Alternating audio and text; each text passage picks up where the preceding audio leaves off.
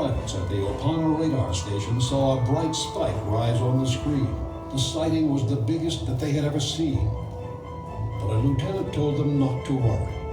Some B-17 bombers were due in from the U.S. mainland. That was probably all it was. Not far away, Commander Mitsuo Fuchida, leading the first wave of 183 planes, knew he was close to Oahu, but clouds blocked his view. Then suddenly, there it was. Blue water, white surf, an island like a green jewel. Minutes later, Fuchida spotted it through his binoculars. Over 185 vessels, a row of battleships tethered in pairs. It was 7:53.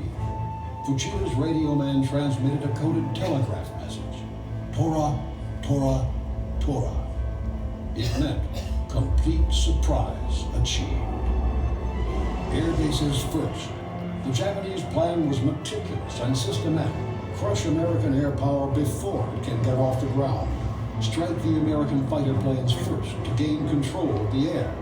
Then hit the long-range patrol planes and bombers so the Japanese task force at sea could not be located and attacked.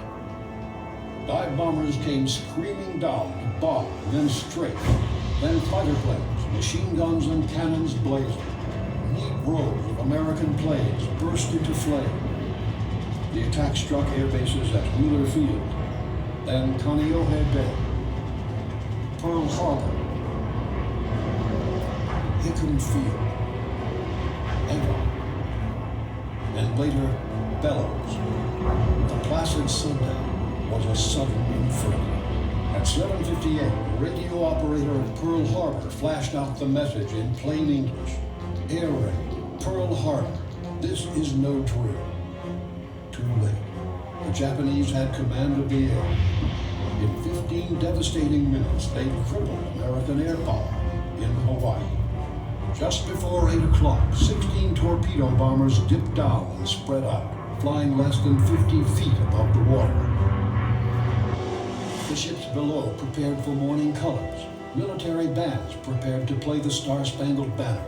A sailor looked up and wondered why the Army was holding a drill on a Sunday. But it was no drill. Torpedoes dropped into the water at close range and churned toward the ships. The U.S. Navy believed the harbor was too shallow for torpedoes, but not for these. The Japanese had made torpedoes that could be launched in 40 feet of water.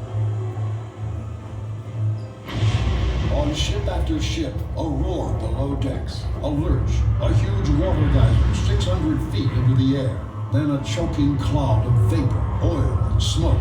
Torpedoes ripped holes below. The battleships West Virginia and Oklahoma each took 9 in the gut. 2 more blasted California. Another struck Nevada. Oklahoma listed sharply. Water rose. Emergency lights went out. Men trapped below cried out in darkness. Above them, more torpedoes slammed home. But half the American battleships seemed safe. Those on the inside of the moored pairs, and the thick armor plating on their decks would surely protect them from above. But Fuchida's high-level bombers each carried a single bomb, especially modified to pierce that armor. At 6 minutes past 8, it happened. A bomb crashed through Arizona's deck and penetrated the forward magazine. The magazine exploded. The ship ripped apart. A ball of fire and smoke rose over 500 feet in the air. The harbor was filled with scenes from hell. Men dove from blazing ships and swam to Ford Island, soaked with oil, their bodies burned, shocked. The first wave had succeeded. By 8:30, the planes headed back toward their carriers. Mitsuo Fuchida was satisfied. In 20 minutes, his attackers had crippled the striking power of the Pacific Fleet. He'd lost in return 9 planes. For nearly